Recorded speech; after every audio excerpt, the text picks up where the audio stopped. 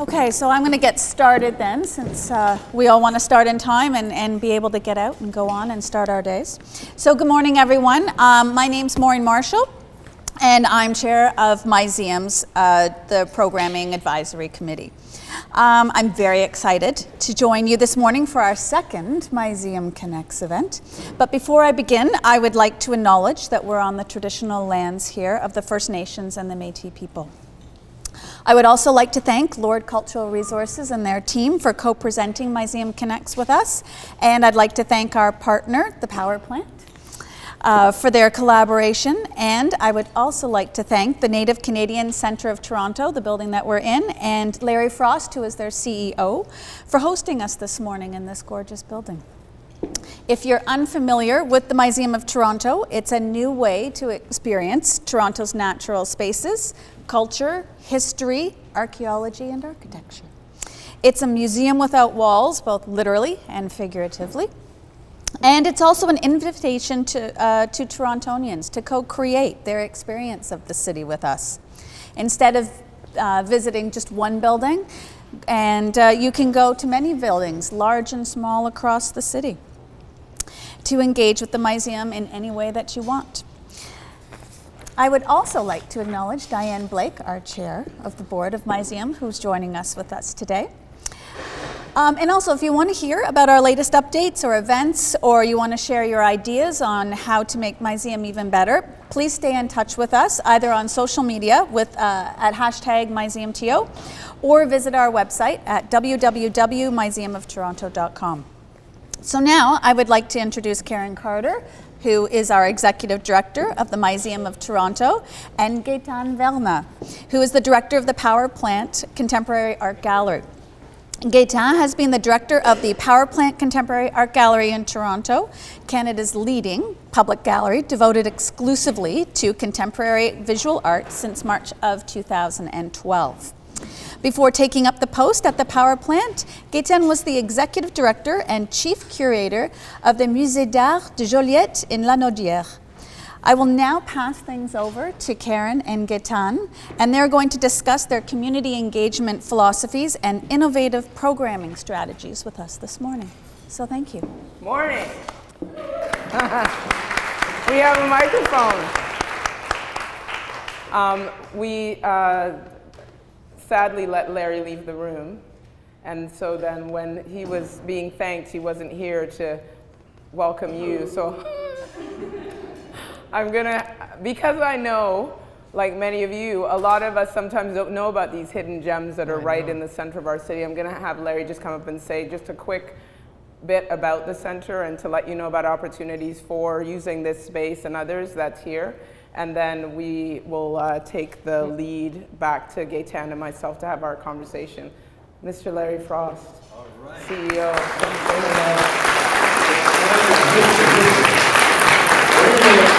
The Native Canadian Center, I want to welcome you here to our beautiful, I call it our home. It's a 1928 old white locale, which is pretty close to it.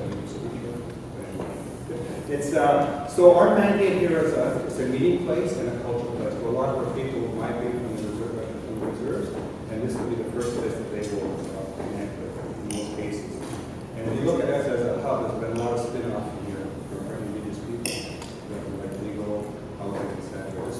And so with that, I don't want to get into a lot of detail and promote the center, but I want to thank you and welcome you. I like that. Your museum, Myseum. I think that's a good definition. That's a good one. So I want to welcome Myseum here today. Enjoy your beautiful day. It's a beautiful day also. And my language is Ojibwe, so we say the English. Thank you.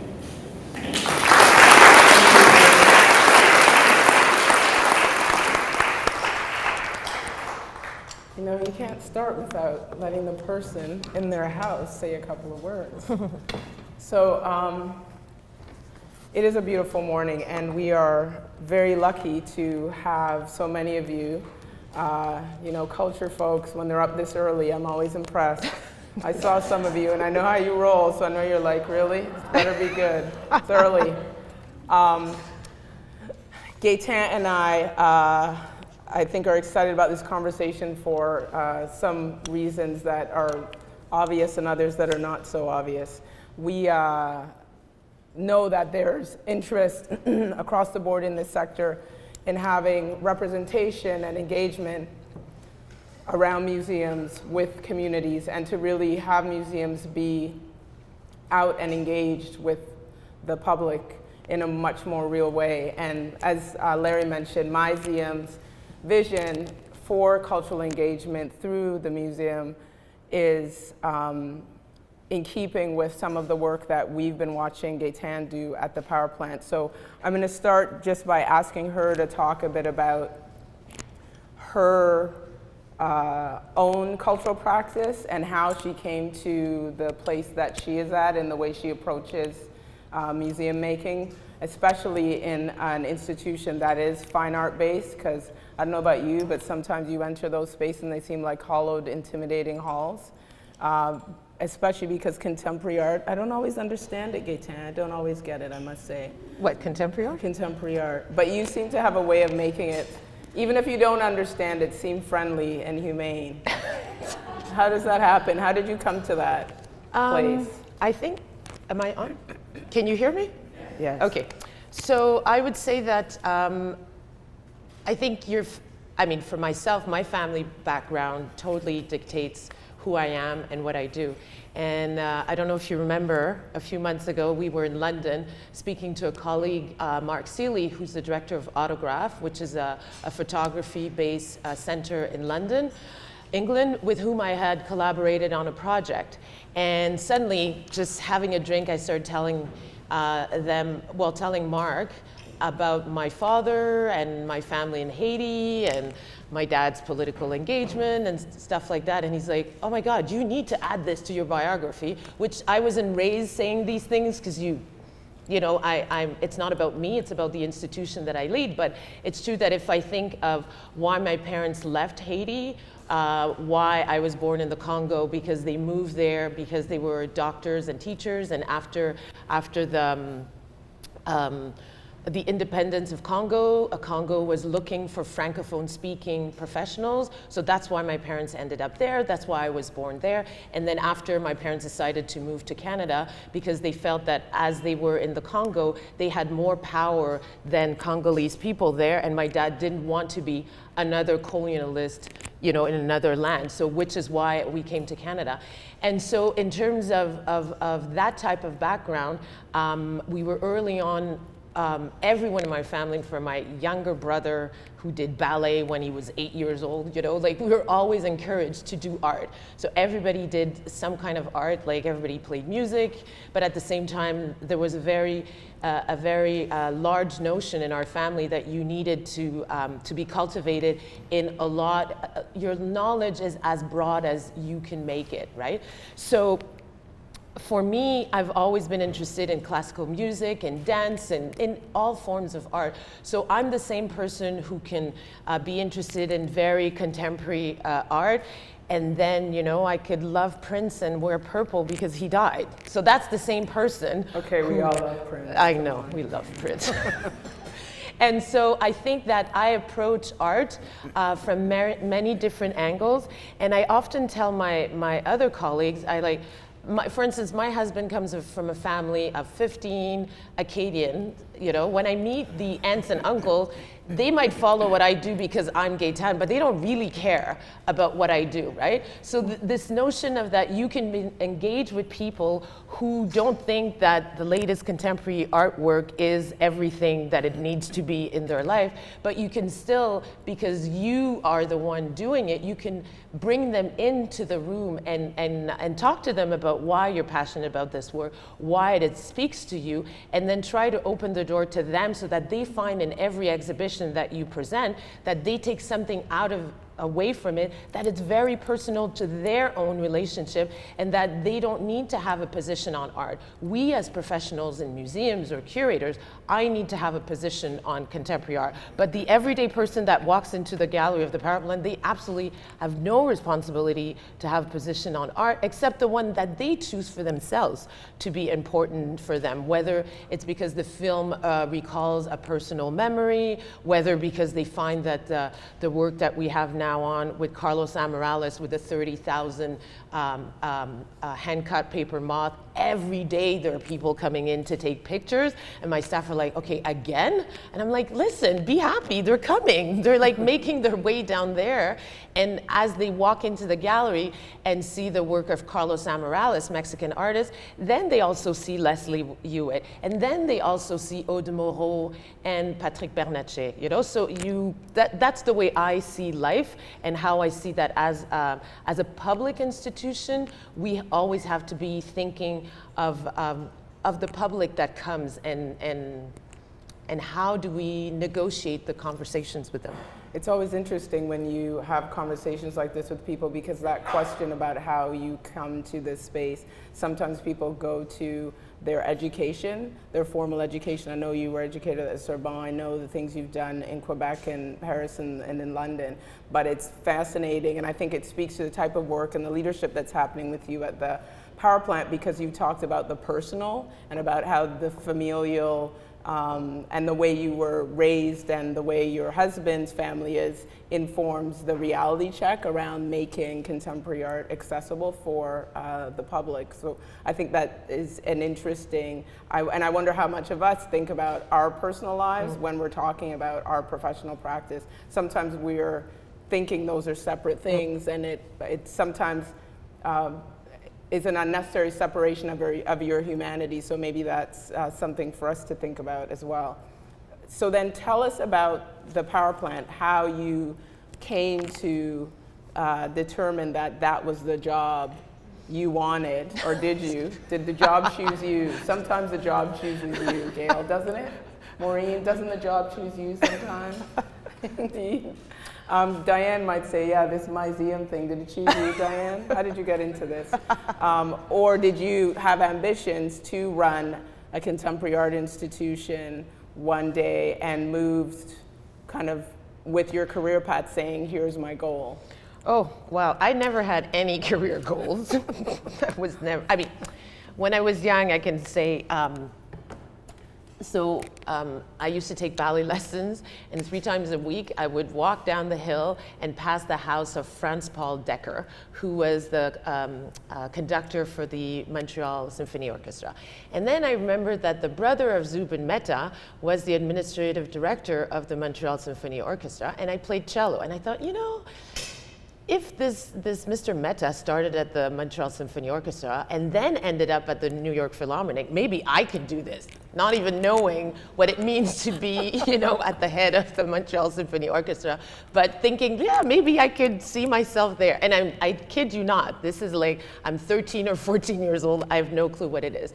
So, but early on, because I did so much art, I also knew that, you know, when I had to practice for my cello lessons, I would only practice 2 days before because I wanted to go to my class, but I was not the consummate artist, you know, but I really loved that environment. So for me, it was really important to think that maybe I could be a person who works in an institution, who knows the value and how difficult it is to produce art and what it takes, but then who also has that business sense to know when to take risk on the art and in order to balance the financials. So that was like really early on.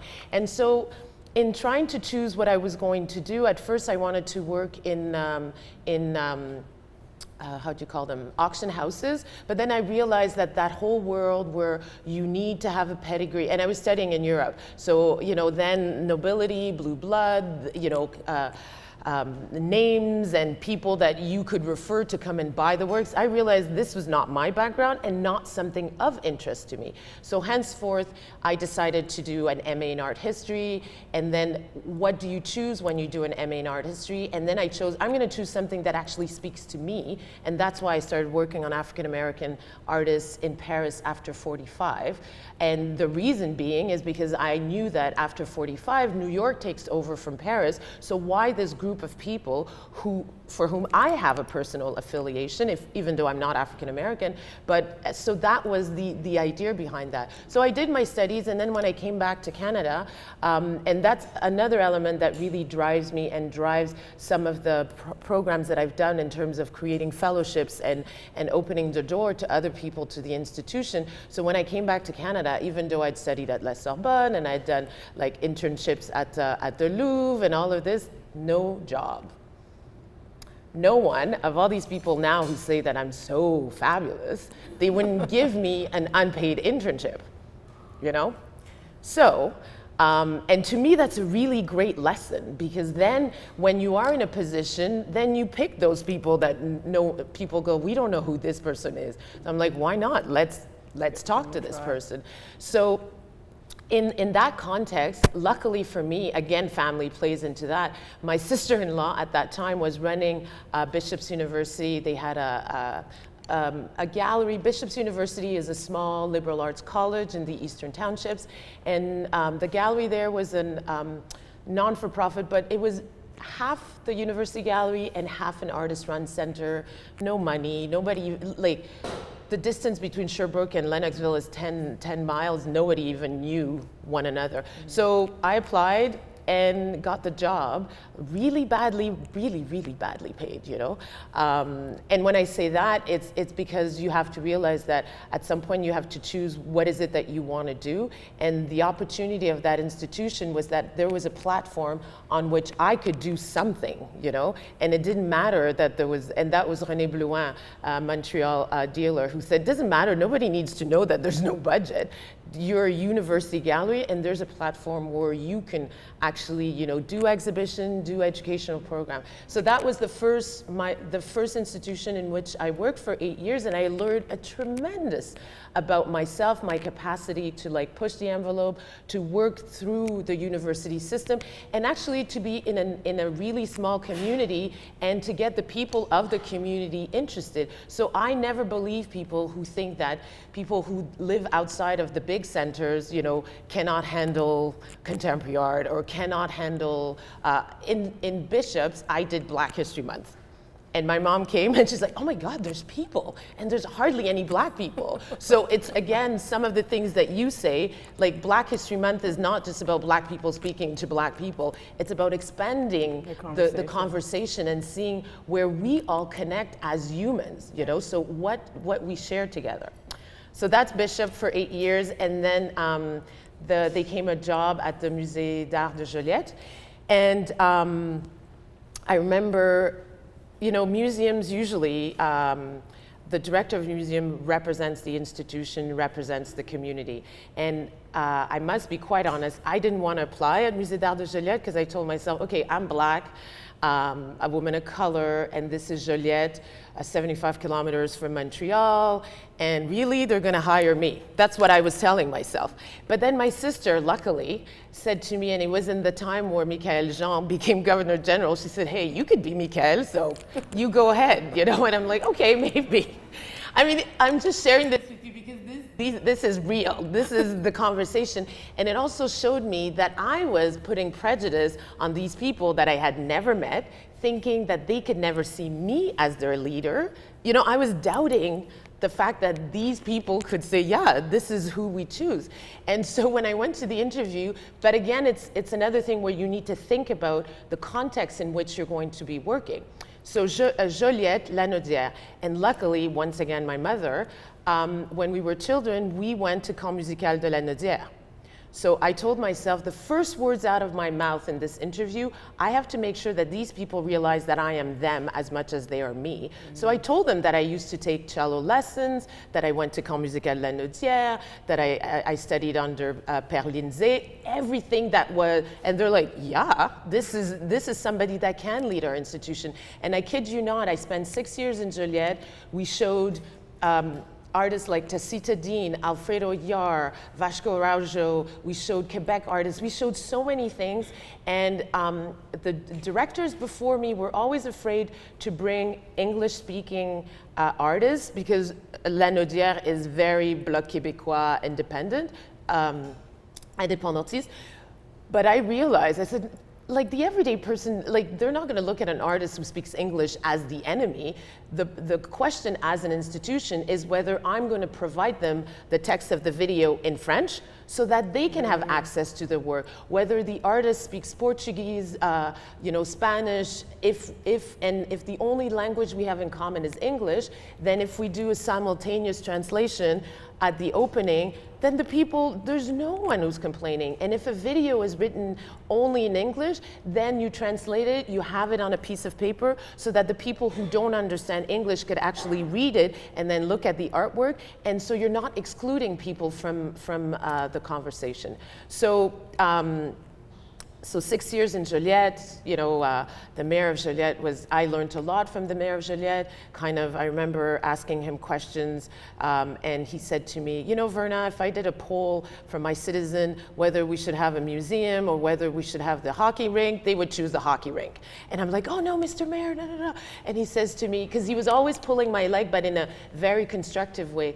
And so I was defending why, as a city, even if I don't play hockey, as a citizen, I want there to be a hockey rink. But also as a citizen, if I value culture, we should have a museum to offer this to citizens, because it's not about choosing just a majority, it's about having a diversity of offering for the city.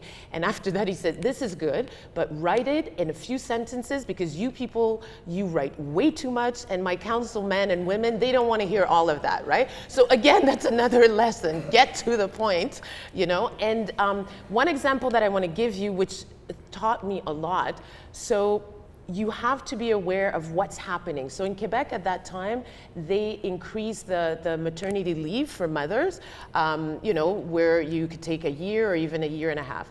And having been a mother, knowing that the one thing mothers crave the most when they're on maternity leave is a group of other people to be in community together. So we started working with the local social services in order to have a monthly mother's weigh-in, breast, baby's milk, all of those types of things happening at the museum. And then we would do like little conferences on how do you initiate, children to look at objects and things like that. And the city of Joliette gave us $10,000. And my staff were like, why?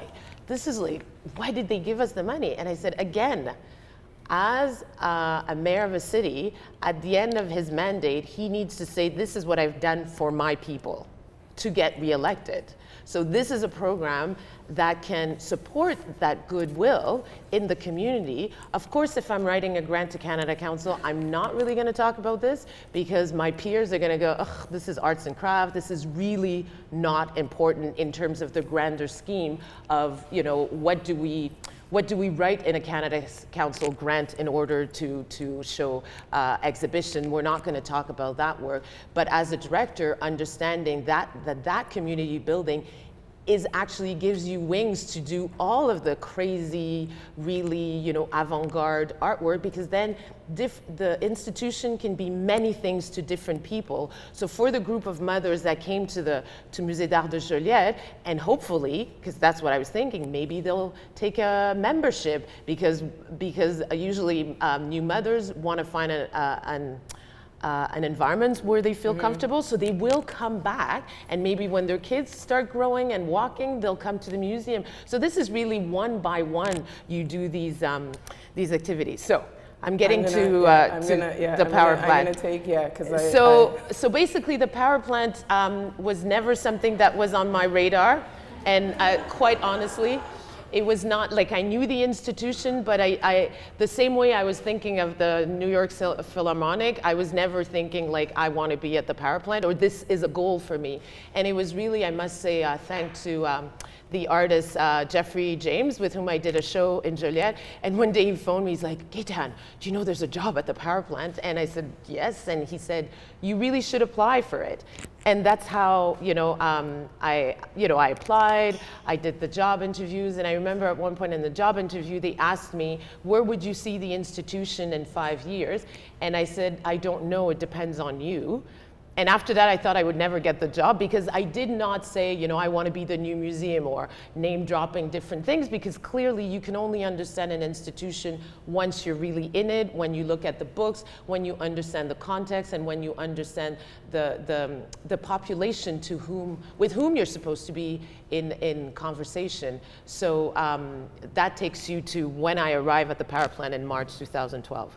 So I'm getting notes from my staff about time, so Okay. I'm going to ask you to talk about one more thing, which is having been at the power plant, and I'm going to make the assumption that some of the folks, or majority of the folks in the room, have been watching the power plant because they understand why we wanted to have this conversation with you, because you've been very engaged with the public and bringing people to the institution and making it more accessible and kind of breaking down walls of intimidation by just inviting people in and framing conversations in a way that is accessible to them. So I'm wondering if you can talk about goals for the future, given the work that you have been doing at the power plant, where you see things going next. I think that really, you know, when you arrive in an institution, you assess the institution, you speak to many different people. The good thing about being new in a city like Toronto is that people could actually tell me what they thought of the institution,